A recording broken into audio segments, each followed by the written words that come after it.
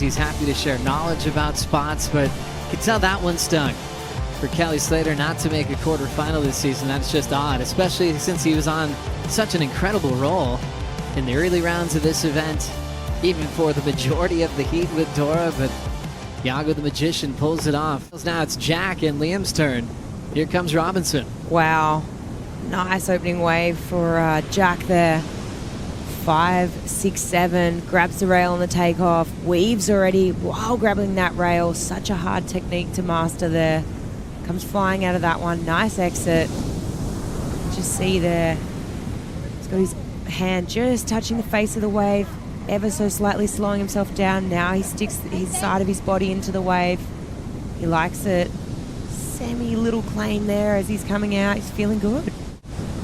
Just picked this one up too. Nice little carve off the top and he's out of there. 0.9. Yeah, it was really unfortunate for Jack. He just had this amazing start to the year. Almost looked untouchable, but out the back. Liam O'Brien trying to slow down and managed that well, even though he had some turbulent sections.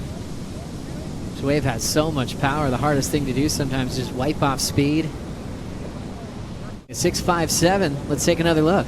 Here we go. I like what you said, Joe. Very turbulent. That is a great word for that wave. It was just bumpy and lumpy. And Liam did such a good job at reading that. We'll have another look here from this angle. You can see all those baubles in the face of the wave. And Liam just doing a really good job at hanging on there.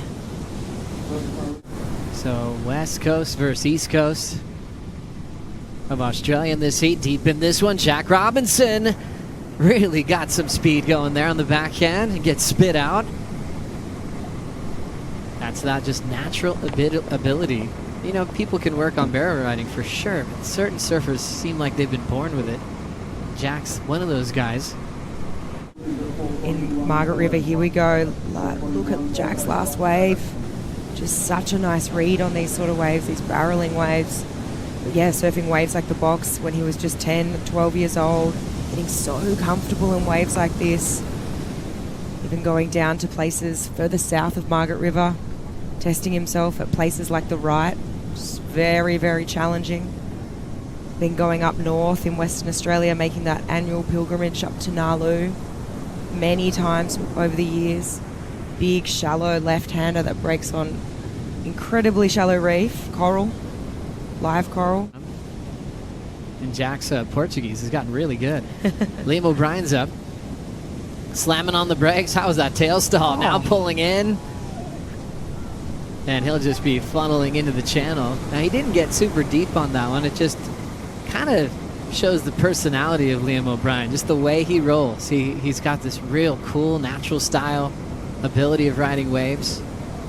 We'll look at the replay here. Pumps down the line. He can see this bigger section coming up. Slams on the brakes here. Does really well to get his head underneath the lip there. And yeah, comes flying out. It was one of those waves that grows as you surf it. Slamming on the brakes there. And really ducks his head just to sneak underneath the lip there.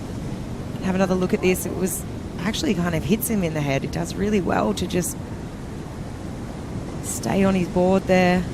But this moment here just looks so beautiful, doesn't it? Really picturesque. Yeah, Blue. It definitely does. And it's just, you see it. Semi-final at Sunset Beach. Did great there. Had a wild heat. With Griff looking back. Pulling into this one is Liam O'Brien finding the exit. Not the easiest wave to ride, and did well to get the completion. We'll have a look at the replay here. As he's grabbing his rail, he even pumped while he was grabbing his rail. It's just super tight.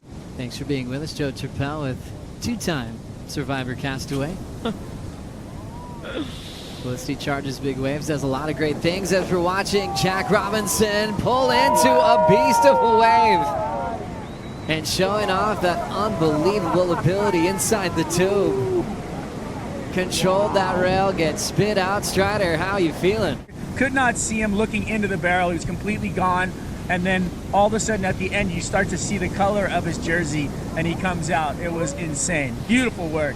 by Jack Robinson. Where did he go on that one, was? Because there's this time it looked like that thing was shutting down, but that barrel was obviously filled with a lot of spit and energy.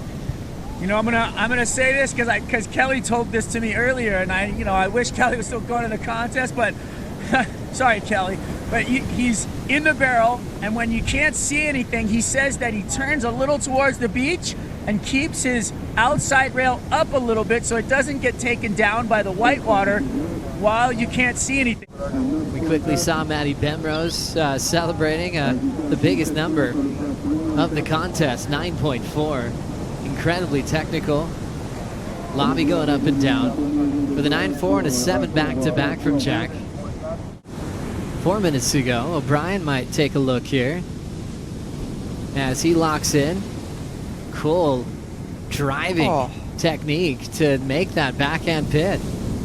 Just those little hula hoop pumps. You know, on your front side, you can really drive and use your whole body, and when you're cramped down in that backhand tube stance, that's kind of tough to pick up that rail. Liam did a good job there. As we look back at Lobby's wave.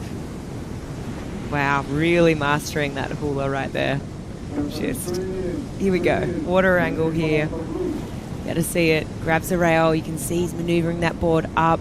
As that barrel gets tighter as he gets to the exit, he's got to pull that rail up so that he can come flying out. Have another look here from the drone angle. You can really see that board moving through this wave. So nice, smaller wave, but really nice shape to it. Staying really open, really clean on the face there. You can see a lot of texture on the water in the background there, but that wave that Liam just picked off was nice and clean. Now back to a minute 40 to go. Jack Robinson, what a beautiful approach in the pit one more time, and this time, no low road exit.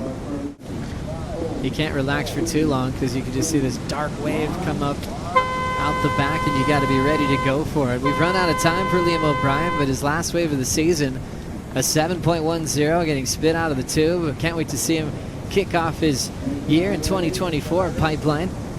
For Jack, he's moving on to the quarterfinals.